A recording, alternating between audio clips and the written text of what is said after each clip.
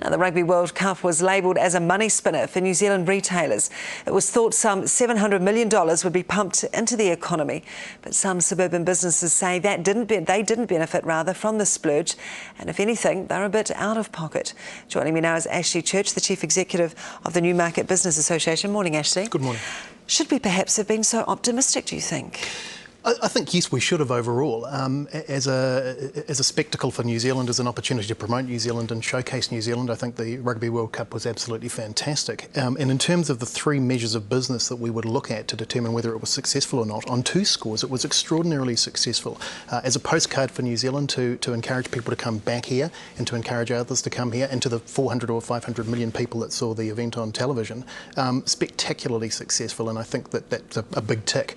In terms of a showcase for New Zealand as an investment location and as a place to do business and as an export market, and a showcase for New Zealand innovation, again, I think qualified tick as well. It was an extraordinarily rare and valuable opportunity for New Zealand to put itself out there to the world. So on those two scores, I think we should have been optimistic, and rightly so, and it delivered on the fronts that it was intended to. On the third criteria, which was the ability to influence retail activity and as an immediate generator of business, I think it was an unmitigated disaster. Really? I do. Was there anything we could have done to avoid that? Because when you look at South Africa and after the Football World Cup, they kind of said the same. Is it to do with the economy, do you think, or do we just overestimate and think people come here and spend millions? Look, I think a bit of both. I think that the fact that the global economy tanked in 2007 couldn't have been anticipated by anybody, and that had a big impact, and I think that's still playing through not just New Zealand but the world economy, and that was what it was. There was nothing we could have done to change that. But I think there was also some unrealistic expectations, and there was some quite hyped expectations in regard to what this was going to do for retail, how it was going to impact on business, and what it was going to do in terms of delivering money to retailers' pockets, and that just didn't happen. So you're saying disaster for retailers in what way? Disaster for retailers in the sense that there were some pretty elaborate claims made with regard to what this was going to do for retail, how it was going to deliver a windfall. The reality is that not only did many businesses outside of the CBD in Auckland not do even what they did last year, in fact in some cases they actually did less. Why is that? How can it be that we have so many tourists and a major sporting event, and yet people don't go to the shops? Look, it's easy for me to be wise in hindsight, and I was one of the converted prior to the event thinking that this windfall was going to take place, but when you look back now, I think that things like concentrating the fan zone just in the CBD and not spreading fan zones throughout Auckland, in hindsight was probably a mistake. I think that would have shared some of the love around Auckland. I think that some of the regulations around MEMA and some of the constraints on businesses in terms of what they could and couldn't say in relation to the event also made it much more difficult for businesses to capitalise on the activity.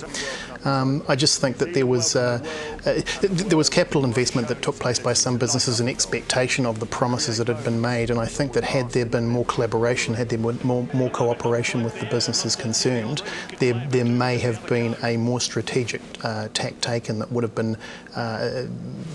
enabled businesses to take advantage in a way that was actually more meaningful. So were we perhaps just a little bit vague in the sense you say that we should have put fan zones perhaps in retail areas where they could spend money, as opposed to just around near a bar or a wharf? I think so. And when you look back now, there would have been some pretty easy ways to do that wouldn't have been expensive. In fact, there were business associations around Auckland that would have been quite willing to put their hands into their own pockets in order to do that, in order to make that happen.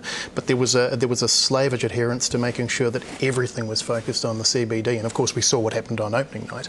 And it was only really laterally toward the end of the event that there was an acceptance that maybe that needed to be broader, but even then it was outside of retail areas generally and around stadiums and other areas. So that ability for that money to flow through just simply didn't happen. Incidentally, the other aspect of that was even in the CBD where activity took place, rather than trying to spread that throughout the businesses in the CBD, it was actually focused on the waterfront itself. And so what ended up happening was that rather than cafes and bars and restaurants, which probably should have benefited from the event, most of the investment was actually in creating essentially competitors for those businesses by putting essentially purpose-built bars and restaurants down on the waterfront itself. So even the businesses that should have gained in the CBD didn't.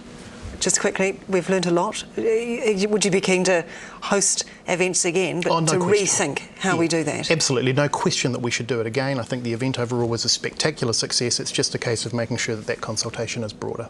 Okay, Ashley Church, fascinating. Chief Executive of Newmarket Business.